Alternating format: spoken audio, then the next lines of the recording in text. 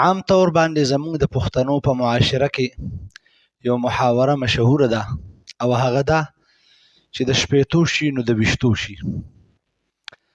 اسې خو زموږ نوجوان نسل دا په دې تناظر کې وایي چې زموږ کم مشر د شپېتو کالو شي نو دی د ویشتو قابل دی. داسې نه ده. زموږ دا عمر، زموږ دا تجربه، زموږ دا منډې ترړې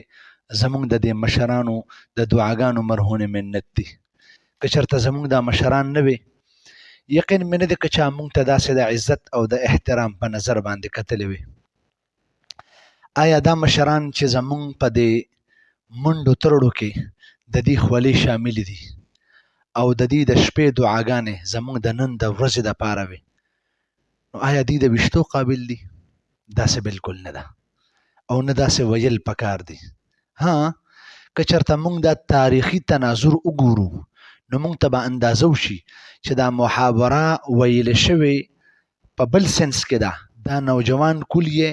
په خپله نظریه کې په بل سنس کې اخلي. راځئ چې وګورو چې تاریخ موږ ته څه وایي چې د شپېتو شي نو د ویشتو شي. دا محاوره د کوم ځای نه راوتې ده؟ د دې لږ شانتې پس منظر دا ویل غواړم، پښتون همیشه لپاره جستجو او محنت کوونکی پاتې شوی دی. پښتون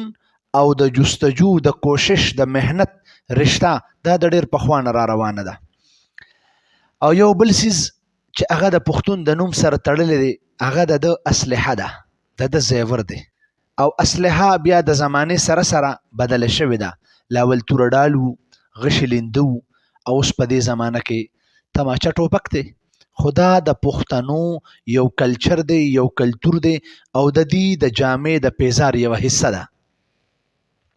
څنګه چې پښتنو په دې اوږه باندې څادر ایښي، محترمو تاسو به لیدلي وي، پښتانه وایي دا زموږ د معاشرې یوه حصه ده. پښتانه ښکلې ښکلې کپړې اچوي، اوږدې اوږدې جامې اچوي، خشته مزیدار لونګۍ او پټکې یې تړلې وي. دا د پښتنو د معاشرې یوه حصه وه. دغه شانتې کونټۍ، نو دې سره سره توره ډال یا ټوپک تماچه، دا د پښتنو د ژوند یو لوی باب دی. همیشه لپاره طریقه دا وه چې کم ځای کې د ازادۍ تاریخ به کم ځای کې چې به د ازادۍ تحریک و، پښتون سړی به د هغې سې په سالار و.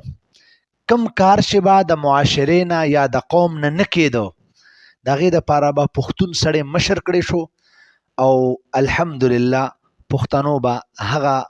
مشکل مهم هغه به ترسره کو. تاریخ په دې باندې ګواه دی. داسې هم نه ده چې ګنې تاریخ کې موږ سره د دې دپاره څه دلیل نشته دی، په زرګونو دلایل دي، خو دا موقع د دلایلو د انبار د لګولو نه ده.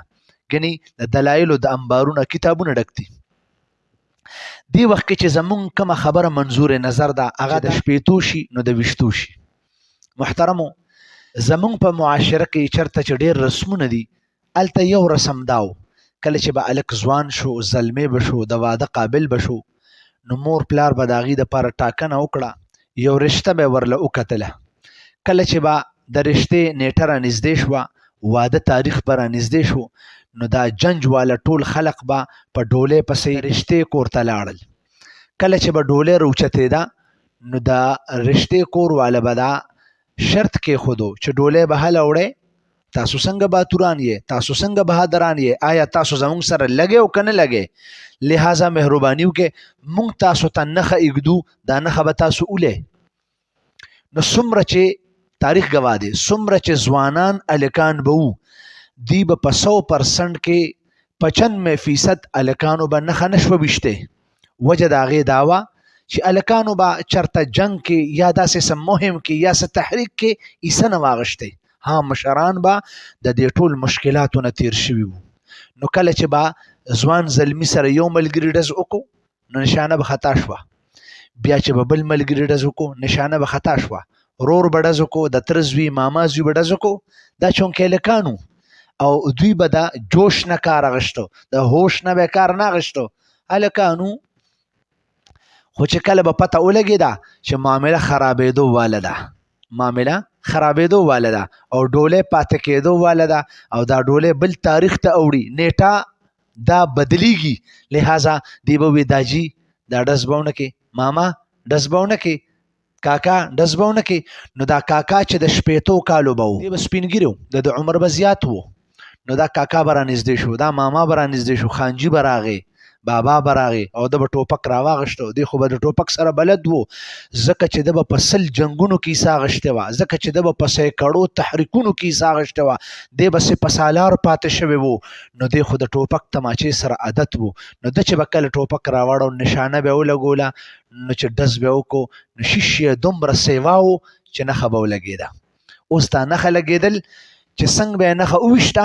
نو خلقو دې سره مشهوره کړه چې د شپېتو شي نو د ویشتو شي یعنی دا سړی چې شپېتو کالو ته ووړي د ده تجربه دومره سیوا شي د ده شیش دومره پوخ شي چې دی بیا هغه وخت کې نښه ویشتي شي نو دی ټول قام قبیلې به دا ډولۍ روچته کړه او په خوشحالۍ باندې به خپل وطن ته راغلل